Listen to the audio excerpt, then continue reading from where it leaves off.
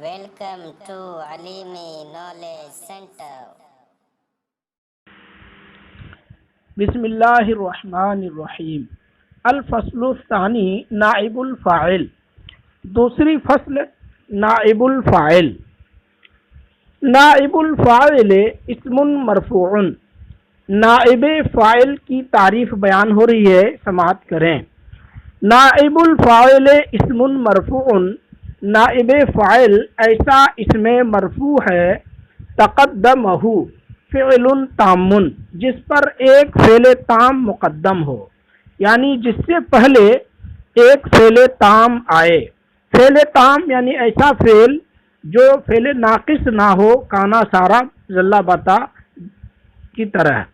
متصرف، وہ فعل تام متصرف یعنی گردان والا ہو، بغیر گردان، جس کی گردان نہ آتی ہو اس طرح کا فعل نہ ہو، جیسے کہ اسماء افعال وغیرہ۔ مبنی للمجہول، مبنی للمجہول ہو، یعنی وہ فعل مجہول ہو۔ او شبہ، یا اس کے مشابہ ہو، جیسے کہ اسم مفعول وغیرہ، اسم مفعول، اسم منصوب۔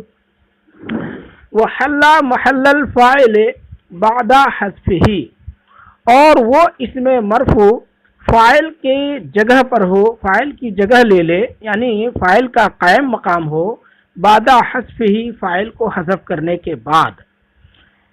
جیسے خلق الانسان ضعیفا، انسان کو کمزور پیدا کیا گیا۔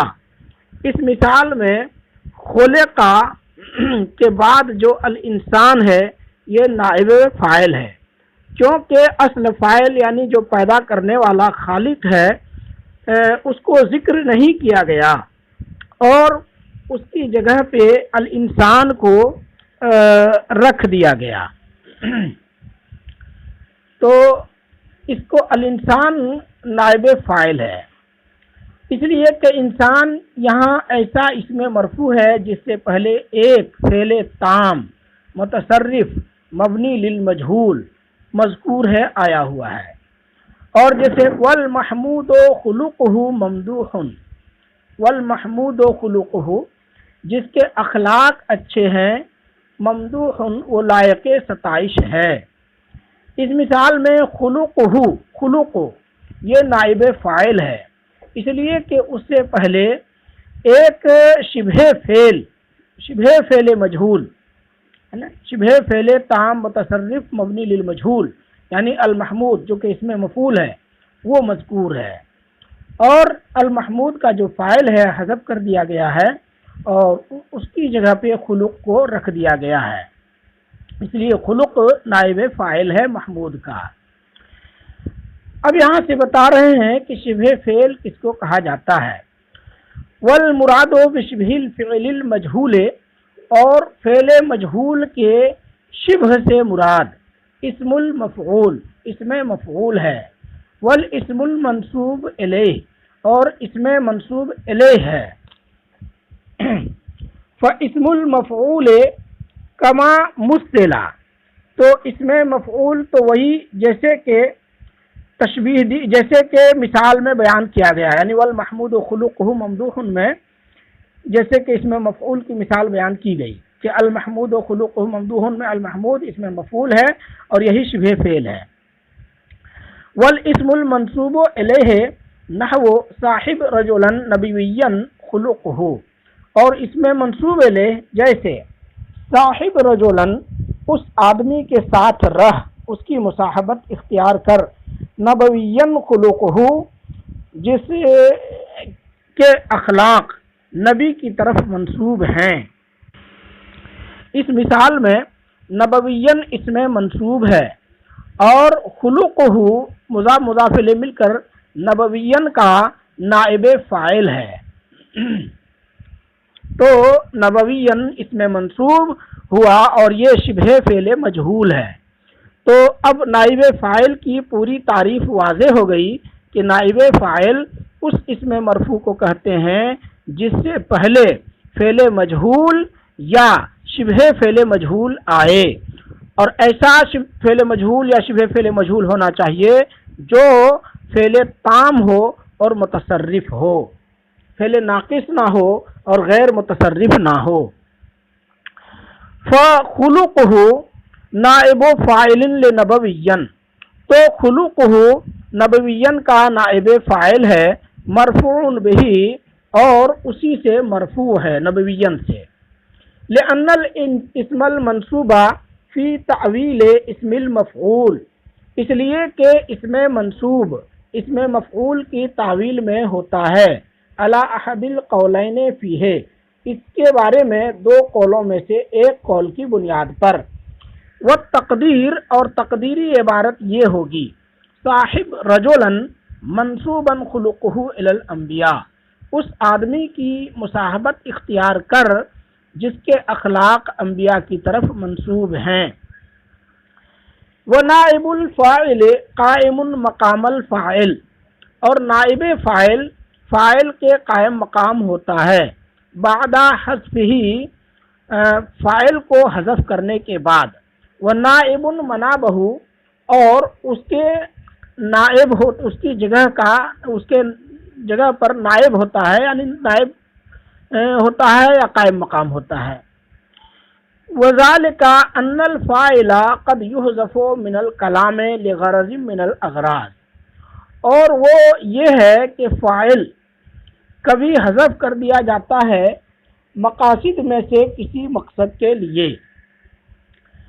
फ़यनूबु अन्हु बअदा हज़्फ़िही ग़ैरुहु, तो फ़ाइल को हज़फ करने के बाद उसका नायब बन जाता है कोई उसका गैर। वफ़ी हाज़ल फ़स्ल सलासतो मबाहिस, इस फसल में 3 बहसें हैं। अल मबहसुल अव्वलो असबाबो हज़्फ़िल फ़ाइल, पहली बहस फ़ाइल को हज़फ करने के असबाब के बयान में कि फ़ाइल को क्यों हज़फ किया जाता है। तो हज़फ करने की कई वजूहात और कई असबाब होते हैं, उनको यहाँ बयान फरमाया। युहज़फ़ुल फ़ाइलो इम्मा लिल इल्म बिही, फ़ाइल को हज़फ कर दिया जाता है या तो फ़ाइल के मालूम होने की वजह से, इम्मा लिल इल्म बिही, या तो उसके मालूम होने की वजह से। फला हाजता इला ज़िक्रिही, तो फ़ाइल को ज़िक्र करने की कोई ज़रूरत नहीं होती। जैसे खुलिक़ल इंसानो ज़ईफ़ा, इंसान को कमज़ोर पैदा किया गया। सारे लोग जानते हैं कि पैदा करने वाला सिर्फ एक अल्लाह ताला है, तो खालिक के मालूम होने की वजह से फ़ाइल को ज़िक्र करना की ज़रूरत नहीं थी, इसलिए हज़्फ़ कर दिया गया। व इम्मा लिल जहले बिही, या तो फ़ाइल के मजहूल होने की वजह से, यानी फ़ाइल को हज़फ किया जाता है इस वजह से क्योंकि फ़ाइल फला युमकिनु का तअयीनुहु, तो उसको मुतय्यन करना तुम्हें मुमकिन ना हो। यानी फ़ाइल कभी कभी इसलिए हज़फ किया जाता है क्योंकि फ़ाइल के बारे में मालूम ही नहीं होता कि फ़ाइल है कौन, इसलिए उसकी तायीन नहीं हो पाने की वजह से उसे हज़फ कर दिया जाता है। जैसे सुरिक़ल बैत, घर में चोरी हो गई।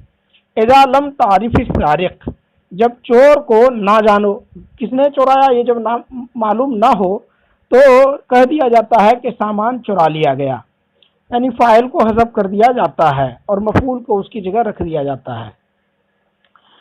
व इम्मा लिर्रग़बति फ़ी इख़फ़ाइही लिल इबहाम, या तो मुबहम रखने के लिए, लिल इबहाम फ़ाइल को मुबहम और पोशीदा रखने के लिए, उसको पोशीदा रखने की ख्वाहिश की वजह से, पोशीदा रखने की रग़बत की वजह से, यानी फ़ाइल को मुबहम रखना मकसूद हो, छुपाना मकसूद हो कि छुपाने ही में कोई मसलहत हो या फ़ायदा हो, तो इस सूरत में भी फ़ाइल को ज़िक्र नहीं करते। जैसे रोकेबल हिसान, घोड़े पर सवार किया गया।